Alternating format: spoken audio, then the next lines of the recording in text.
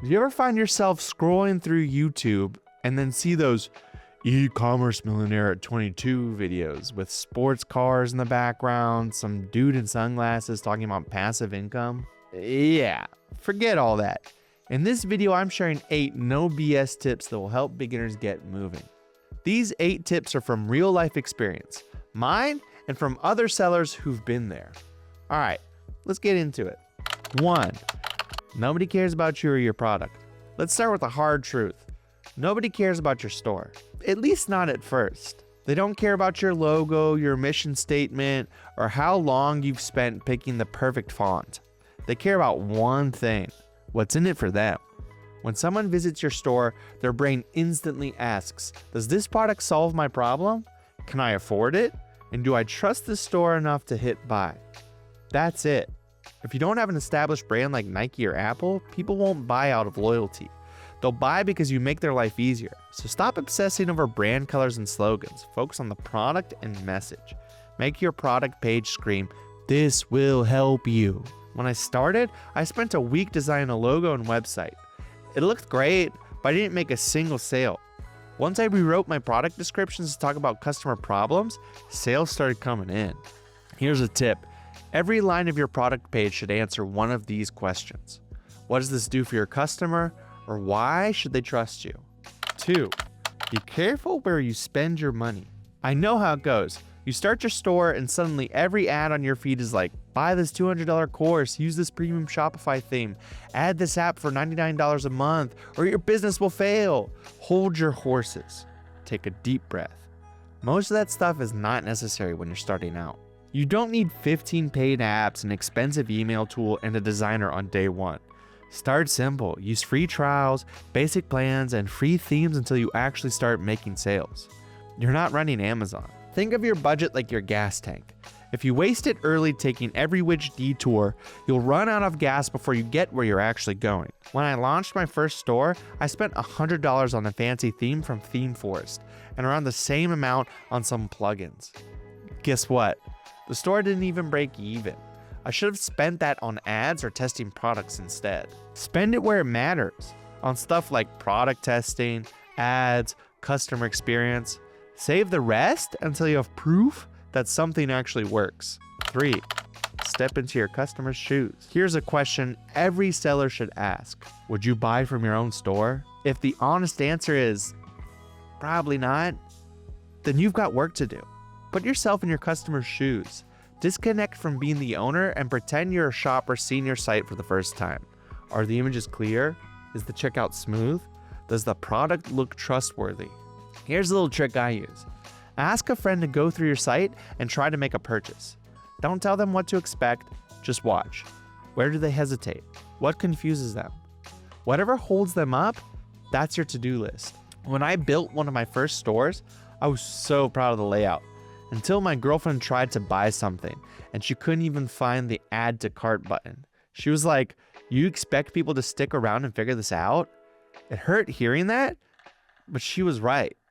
Every click, every image, every word should make the buying process smooth and intuitive. Your goal isn't to impress, it's to make buying stupid easy. 4. Be slightly better. Perfection kills more stores than bad products. You don't need to have the best design, the catchiest logo, or the fanciest video ad. You just need to be slightly better than your competitors. That's it. You'll get better over time. The store you build today won't look anything like the store you'll have in a year, and that's a good thing. When I launched my first ad, it was a disaster. The video was blurry, my text was too long, and my landing page loaded slower than my grandma's dial-up internet. But I kept tweaking it. People don't remember your early mistakes. They notice when you keep growing. So stop waiting for perfect. Launch fast, adjust fast, and keep moving. 5. Have a backup plan. Let's get real. Not everyone in e-commerce is rich. Social media makes it look like everyone's pulling in 6 figures, but most sellers are just making steady, honest money. And that's okay. Have something to support yourself. A part-time job, freelancing, whatever. There's no shame in that. If your income depends entirely on your store before it's ready, you'll panic every time a campaign underperforms. You'll make desperate decisions. Give your business breathing room. Build stability so you can make smart moves, not emotional ones. And remember, the goal is freedom, not burnout. 6, don't sacrifice your health. Let's talk about hustle culture. You know what I mean. All that sleep is for losers nonsense. Yeah, I've been there, staying up till 3 a.m., tweaking ad copy, surviving on caffeine and microwave burritos alone. It catches up with you fast. You can't run a successful business if you're falling apart. Get 7 to 8 hours of sleep. Your brain actually resets and clears junk while you sleep. That's called maintenance. Move every day, even if it's just a 20-minute walk. It helps you think clearly, stay calm, and manage stress more effectively. These aren't luxuries.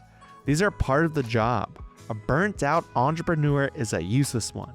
Treat your health like your business depends on it, because it does. 7, execution beats knowledge. You can read every blog, watch every course, but if you never act, you'll fail 100% of the time. Making things happen is everything.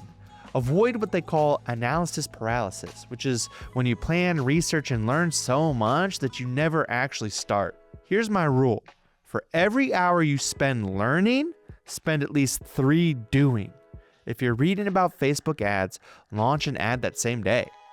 If you learn about email campaigns, write a few and send them out.